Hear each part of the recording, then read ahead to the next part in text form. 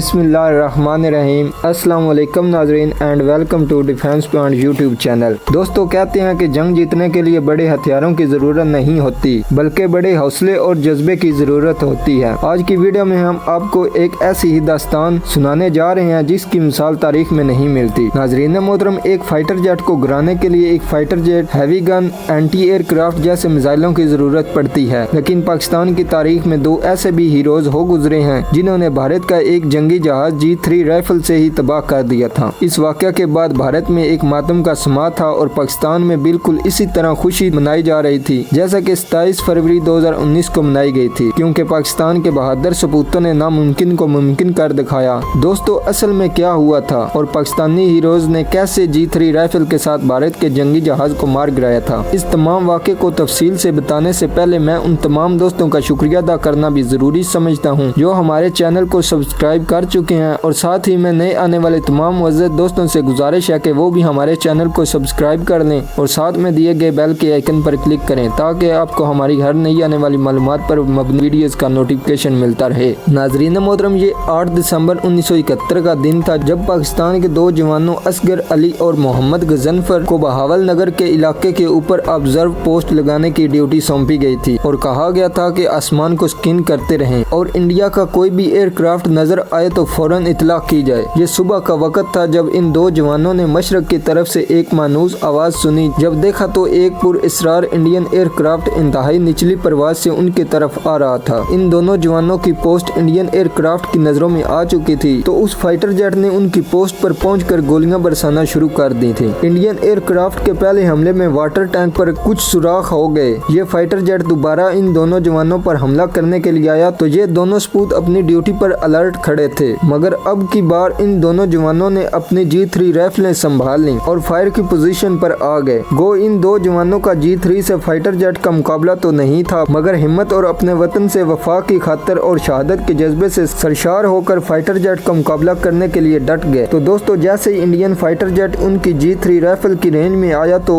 बगैर इंतजार किए इन दोनों जवानों ने अपनी राइफलों से आग बरसाना शुरू कर दी। तकरीबन 18 के करीब गोलियां उस इंडियन फाइटर जेट के अहम हिस्से में लगी, जहां से धुआं निकलना शुरू हो गया और ये फाइटर जेट तकरीबन 2 मील के फासले पर गिरा। भाई मोहम्मद गजनफर वाटर टैंक से नीचे उतरा और फाइटर जेट जहां पर गिरा उस तरफ भागना शुरू कर दिया और रास्ते में एक बाइक की लिफ्ट लेकर उस मौका पर पहुंचा जहां पर इंडिया का वो जंगी जहाज गिरा। इंडिया का वो जंगी जहाज अभी तक आग की लपेट में ही था, मगर Indian pilot in time eject न होने के बायस हलाक हो चुका था। भाई गजनफर ने फौरन हेडक्वार्टर को मुतला किया, जहां से एक स्पेशल टीम भेजी गई ताकि फैक्ट्स को जमा किया जा सके। नाज़रीन मोहतरम, असगर अली और मोहम्मद गजनफर को इस बहादुरी पर तमगे जुर्म से नवाजा गया। मुअज़्ज़ज़ दोस्तों, सिर्फ यही नहीं बल्कि पाकिस्तान की तारीख ऐसे वाक़यात से भरी पड़ी है कि जिसमें पाक फौज के जवानों ने अपनी जानों पर खेल कर मुल्क पाकिस्तान की हिफाजत की है और दुश्मन को नाको चने चबाए हैं, मगर उनके ये वाक़यात तारीख के तारीखी औराक में कहीं गुम हो चुके हैं, मगर हमें उनकी बहादुरी के अजीम दास्तानों को हमेशा याद रखना चाहिए। दोस्तों, अगर आप भी इस दास्तान को सुनकर खुश हो रहे हैं तो कमेंट सेक्शन में पाक फौज जिंदाबाद, पाकिस्तान पाइंदाबाद का नारा जरूर लिखिएगा और ऐसी दिल को खुश कर देने वाली वीडियोस के लिए हमारे चैनल के साथ मुंसलिक रहें। अपना बहुत सा ख्याल रखिए और मुझे इजाज़त दीजिए। अल्लाह निगहबान।